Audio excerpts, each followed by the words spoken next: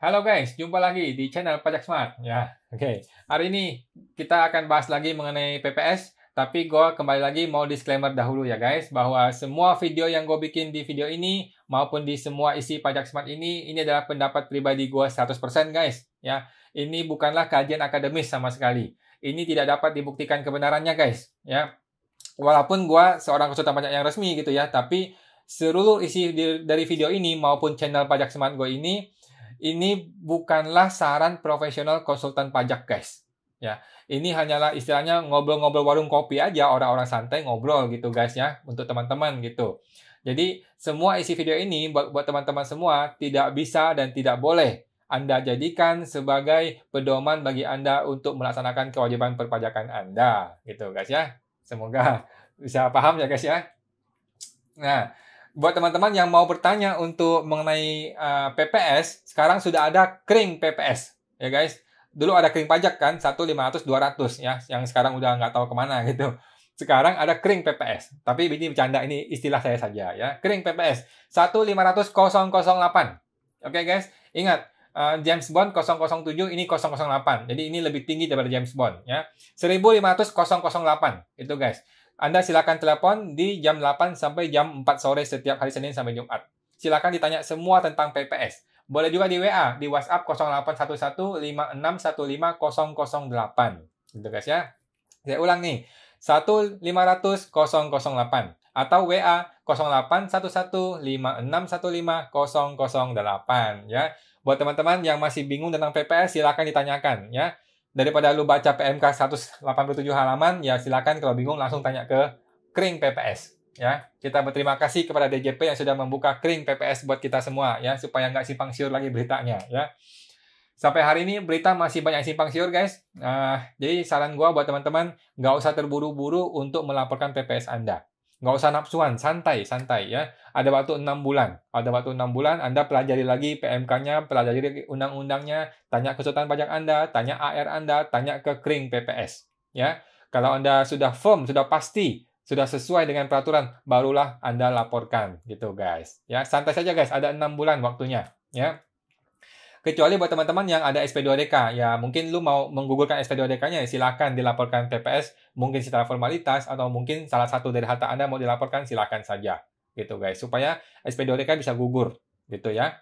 Tapi kalau yang nggak ada SP2DK, ya santai saja. Ada waktu 6 bulan, kita pelajari sampai semua yang simpang siur ini, yang gray area ini betul-betul bisa selesai. Gitu guys. Sampai ada jawaban yang pasti dari DJP. Lanjut. Jadi, kembali lagi kita masih mempermasalahkan hal yang sama, yaitu harta 2015 ke bawah, tapi orang ini tidak ikut TA. Apa yang harus dilakukan? Ya, sampai hari ini masih simpang siur ya. Kemarin dulu gue berpersepsi bahwa ini harus ikut ke PPS skema 2, karena kan orang ini nggak bisa PPS skema 1. Tapi baru-baru ini persepsi kita berubah lagi, bahwa PPS skema 2 jelas-jelas hanya untuk yang tahun 2016 ke 2020. Kalau barang ini diperoleh sebelum 2016, ini bukan skema 2. Gitu guys. Nah, lantas apa dong? Nah, lantas kita berpersepsi bahwa ini dikembalikan ke undang-undang yang lama, ke PMK yang lama, yaitu PMK pas final. Gitu guys. Ya. Jadi, sejauh ini yang gua pahami secara pribadi ya, yang gua pahami adalah bahwa orang yang tidak ikut TA 2015 tetapi ada harta 2015 ke belakang, maka dia ikutnya bukan PPS skema 2 tapi ikut pas final. Oke, pas final dari Januari sampai Juni ini dikunci tidak bisa ikut dahulu. Sementara supaya orang ikut PPS. Setelah bulan Juni Anda boleh ikut pas final. Gitu guys. Jadi sementara persepsi seperti itu ya. Kalau harta 2015 ke bawah dan Anda tidak ikut TA, maka ikutkanlah ke pas final setelah PPS ini selesai. Oke, tapi tadi malam barusan ada kabar lagi yang mengatakan bahwa ini dari KPP katanya, nggak tahu ini benar apa nggak. Mungkin KPP-nya salah ngomong, mungkin dia salah dengar, nggak tahu juga. Jadi dari sosialisasinya dikatakan bahwa orang seperti ini boleh ikut kebijakan 1. Gitu, gue kaget dong, gue shock dong ketika teman gue tanya gitu. Langsung gue cek ke PMK-nya, gue cek ke DJP online gitu. Jadi persepsi kita selama ini, kalau orang sudah pernah ikut TA, maka otomatis ada kebijakan 1, kebijakan 2 di DJP online-nya. Kalau dia tidak ikut TA, seharusnya kan tidak ada kebijakan 1. Seharusnya kebijakan 1 tidak muncul di DJP online, di pelaporannya. Harusnya hanya muncul yang kebijakan 2 saja. Gitu guys. Oke, by system dong otomatis. Gua ceklah ke DJP Online, salah satu klien gua yang tidak ikut PPS, tidak ikut TA yang 2015 dulu. Ternyata ada guys menunya. Ada menu PPS yang 1 dan PPS kebijakan 2. Dua-duanya muncul. Jadi bingung dong. Jadi bingung kan? Berarti kan secara sistem dia bisa nih ikut kebijakan 1. Oke? Nah, tapi kita kembali ke PMK dan undang-undang guys. Supaya nggak salah ya guys, kita harus kembali ke undang-undang dan PMK. Jangan sampai kita dengan kata orang si A ngomong A, si B ngomong B gitu. Enggak, kita mesti kembali ke undang-undang, kembali ke PMK. Oke. Sekarang gua akan bacakan PMK 196 di bab 2 pasal 2. Oke. Bab 2 ini adalah untuk pengungkapan harta bersih yang tidak atau kurang diungkapkan dalam surat pernyataan, gitu ya. Pasal 2 ayat 1. Wajib pajak dapat mengungkapkan harta bersih yang belum atau kurang diungkapkan dalam surat pernyataan sepanjang DJP belum menemukan data dan atau informasi. Yang dimaksud belum menemukan itu belum diperiksa, ya. 2. Wajib pajak sebagaimana dimaksud merupakan wajib pajak yang telah mendapatkan pengampunan pajak sebagaimana diatur dalam Undang-Undang Pengampunan Pajak. Oke guys, pasal 2 ayat 2 sudah mengatakan dengan sangat clear, sangat jelas. Wajib pajak yang dimaksud di ayat 1 tadi adalah merupakan wajib pajak yang telah mendapatkan pengampunan pajak sebagaimana diatur dalam Undang-Undang Pengampunan Pajak. Jadi sudah clear guys, sudah clear ya. Orang yang tidak ikut TA tidak bisa memanfaatkan PPS kebijakan 1. Itu sudah clear di PMK-nya maupun di undang-undang sudah dijelaskan. Seperti itu guys. Oke, jadi sampai hari ini persepsi yang terbaru yang paling update adalah dia harus ikut pas final. Pas final yang 12,5% untuk WPOP khusus, 30% WPOP biasa, 25% BP badan. Gitu guys. Ya, dan PPS pas final ini hanya bisa diikutkan setelah PPS selesai, setelah bulan Juni. Gitu guys. Lanjut. PBK SP2DK yang sudah terlanjur dibayar, apakah bisa? Nah, buat teman-teman yang kemarin nih bulan Desember, November, Oktober dapat SP2DK dan lu terlanjur bayar, tapi kan lu nggak bisa pembetulan. Kalaupun lu pembetulan adalah dianggap tidak disampaikan, gitu kan? Tapi kan lu sudah bayar. Sekarang pembayaran lu ini apakah bisa di PBK, dipindah bukukan ke pasal yang lain, ke PPH atau PPN yang lain, atau ke masa yang lain, atau ke perusahaan yang lain, atau ke orang yang lain. Pemindah bukuan ya. Buat teman-teman yang nggak ngerti pemindah bukuan, nanti silakan dicek ke video yang lain. Oke? Yang sudah Anda bayar, apakah bisa dipindah bukukan? Menurut gua, jawabannya bisa, sepanjang belum dilakukan pembetulan SPT. Oke. Kalau lu sudah bayar dan sudah pembetulan SPT, maka lu sudah mengakui pembayaran ini. Pembayaran ini sudah diklaim di pembetulan SPT-nya. Oke. Sedangkan kalau lu tidak pembetulan, lu tidak melakukan pembetulan, pembayaran lu ini semata-mata salah bayar. Mudah sekali ya. Ini salah bayar yang boleh atau bisa Anda pindah bukukan ke jenis pajak yang lain atau masa yang lain. Gitu. Tetapi belum bisa pindah buku ke PPS. Ya. PPS tidak menerima PBK. Oleh karena itu, Anda kalau mau pindah bukukan, Anda pindah bukukan ke jenis pajak yang lain atau di masa yang lain. Atau ke orang lain. Gitu guys. Ya. Jadi, PBK SP2DK yang sudah terlanjur dibayar, menurut gua masih boleh, tetapi coba diajukan saja guys. Nanti tolong diupdate ya di kolom komentar, berhasil nggak PBK-nya? Gitu guys. Apakah AR Anda mengizinkan Anda PBK? Kalau nggak diizinkan, tolong disampaikan aturannya apa. Gitu. Itu guys ya. Mudah-mudahan teman-teman yang sudah terlanjur bayar SP2DK-nya, sudah kena prank kemarin, ya silakan di PBK pembayaran pajaknya. Diusahakan ya guys. Oke. Kemudian, tahun pajak itu sudah dikunci di e-form-nya. Jadi e-form ini betul-betul canggih guys. E-form dari DJP Online ini sangat-sangat canggih ya. Kalau Anda ikut kebijakan 2, Anda tidak akan salah mengisi tahun pajak. Tahun pajak itu hanya dikunci 2016 ke 2020. Jadi kalau e-form kebijakan 2, Anda mau isi tahun 2015 contohnya, nggak bisa. Ditolak oleh sistem. Anda mau isi 2021, ditolak. Anda mau isi 2010, ditolak oleh sistem. Jadi, kebijakan 2 hanya untuk tahun perolehan 2016, 17, 18, 19, 2020. Gitu, guys. Jadi, segitu canggihnya kebijakan e-form-nya ini. Ya. Untuk kebijakan 1, hanya bisa 2015 ke 1985. Yang lain nggak bisa. Anda isi 2016, di enter nggak bisa masuk. Ditolak oleh sistem. Gitu. Jadi, segitu canggihnya e-form-nya sekarang. Ya. Kita berterima kasih ke Ibu Sri Mulyani, ke Pak Dirjen, kepada DJP, tim IT-nya, semua sudah bekerja sangat keras untuk membangun sistem PPS ini, gitu guys. Terus, kurs juga sudah otomatis. Jadi teman-teman nggak usah ngitung lagi. Dulu kursnya dolar Singapura tahun 2014 berapa ya? Dolar Singapura tahun 2019 berapa ya? Nggak usah guys. Cukup Anda isi di e-formnya, isi negaranya apa, isi tahunnya berapa, otomatis kursnya keluar. Setahu gue seperti itu ya. Jadi e-form itu sudah secanggih itu guys. Jadi nggak usah khawatir lagi mengenai kurs. Yang penting lu lapor hartanya benar, tahun perolehannya benar, kursnya otomatis mengikuti. Gitu guys. Sudah canggih sekali, luar biasa ini. Ini e-form luar biasa. Nah, yang terakhir, kita mau tahu nih, mau sampaikan nih kepada teman-teman, apa sih arti suket PPS bagi Anda? Suket artinya surat keterangan pengungkapan harta bersih. Masih banyak orang berpikir, oh setelah gue dapat suket, gue masih bisa diperiksa ya? Kata si A, gue masih bisa diperiksa. Kata si B, masih PPN PPH masih terhutang. Kata si C begini, bla bla bla segala macam. Oleh karena itu, mari kita baca sama-sama, guys. Apa sih isi suket itu? Kita baca ya, teman-teman. Ini contoh punya gua nih. Surat keterangan pengungkapan harta bersih ya, nomor keterangan titik strip 1 garis miring PPS garis miring 1. 1 artinya kebijakan 1. Kalau 2 kebijakan 2. Oke. Dengan ini DJP menerangkan bahwa nama MPWP NIK alamat telah menyampaikan surat pemberitahuan pengungkapan harta ke-1 yang diterima pada tanggal sekian dalam rangka pengungkapan harta bersih yang tidak atau kurang diungkapkan dalam surat pernyataan. Terhadap wajib pajak tersebut, yaitu gua gitu ya, berlaku ketentuan program pengungkapan sukarela wajib pajak sebagaimana diatur dalam Undang-Undang Nomor 7 Tahun 2021 tentang HPP. Paham ya guys? Ya, kalau nggak jelas gue baca lagi nih.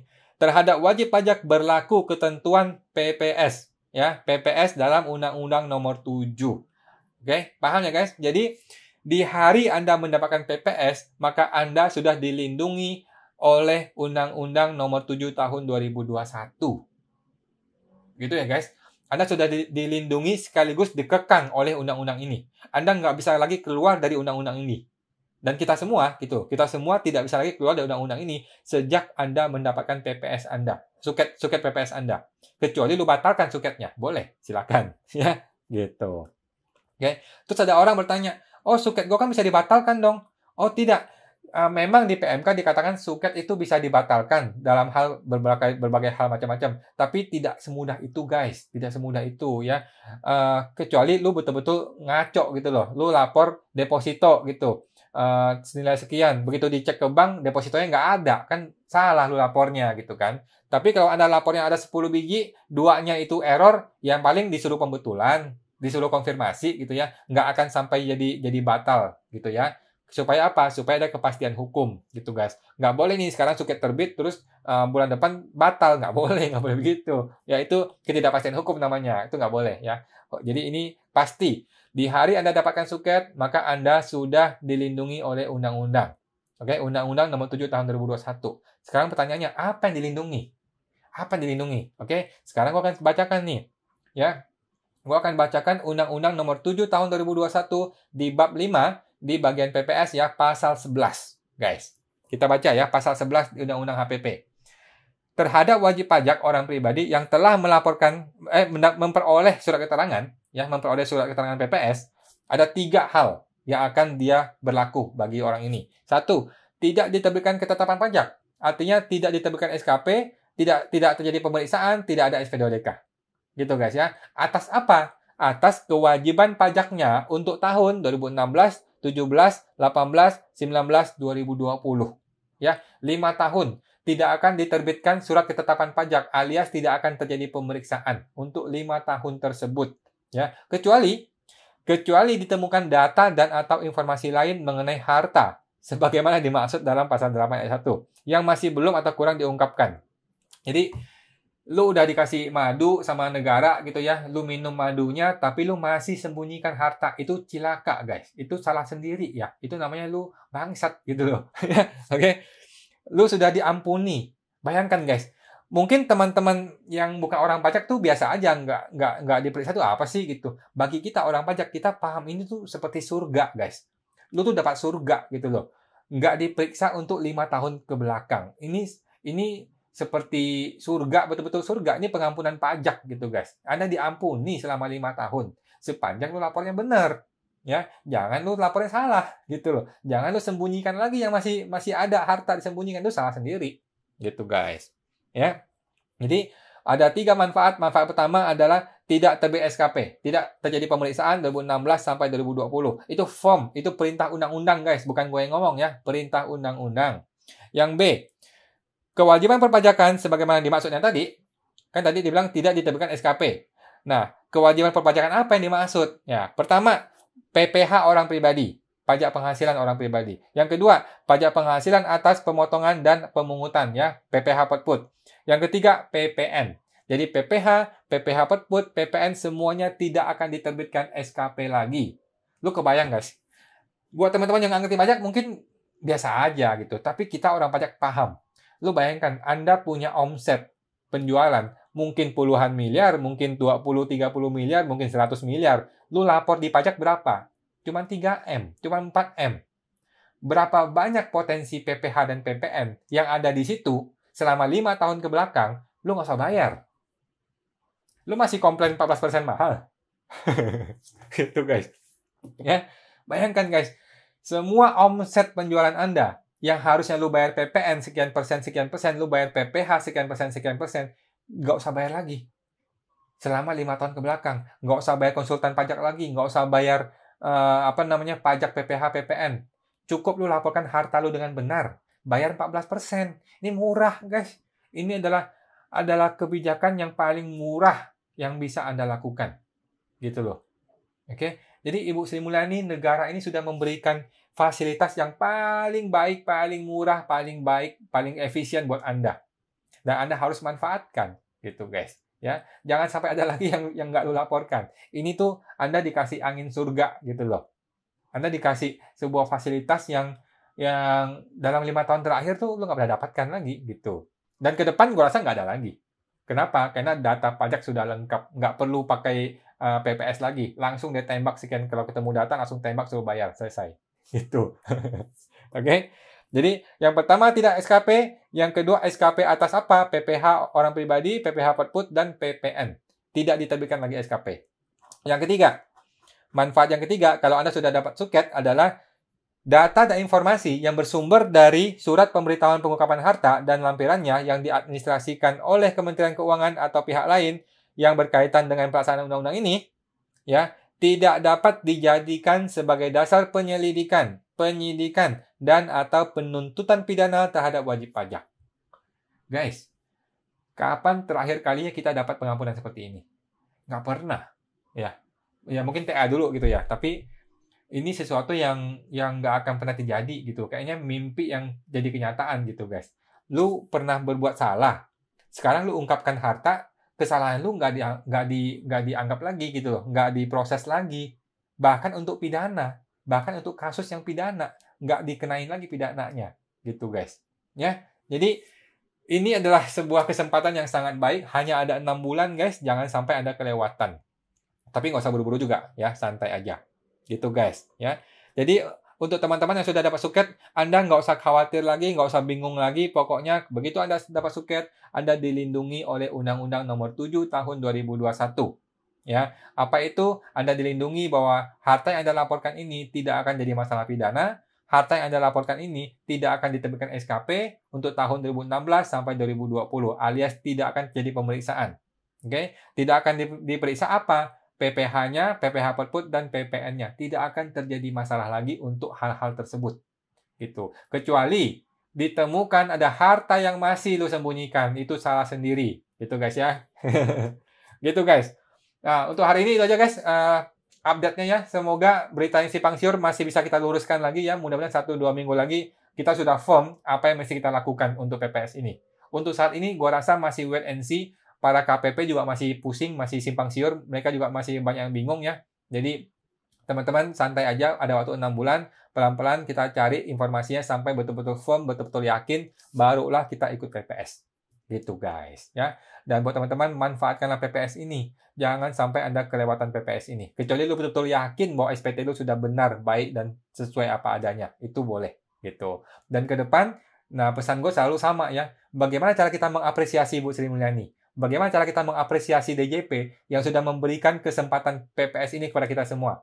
Yaitu dengan ungkapkan seluruh harta Anda di PPS, bayar sesuai dengan aturannya, dan mulai berikutnya ke depan jadilah orang yang jujur, jadi patuh, jadi terbuka apa adanya gitu. Kalau lu jujur, lu patuh, lu bayar pajak apa adanya, lu tidurnya dengan nyenyak gitu. Lu nggak khawatir-khawatir lagi. Kalau ketemu AR, santai aja, nggak usah takut, nggak usah khawatir ketemu AR gitu guys. Ya, jadi Anda akan memiliki kehidupan yang lebih baik, gua rasa ya, dan negara ini akan lebih baik berkat kita semua, berkat Anda semua, gitu. Kalau Anda jadi orang lebih baik, jadi jujur, patuh, ikut PPS, dan bayar pajak dengan baik, otomatis penerimaan negara naik. Otomatis negara ini akan lebih baik. Gitu, guys. Ya, semoga itu aja guys hari ini. Semoga bisa membantu buat teman-teman semua ya. Sampai jumpa lagi.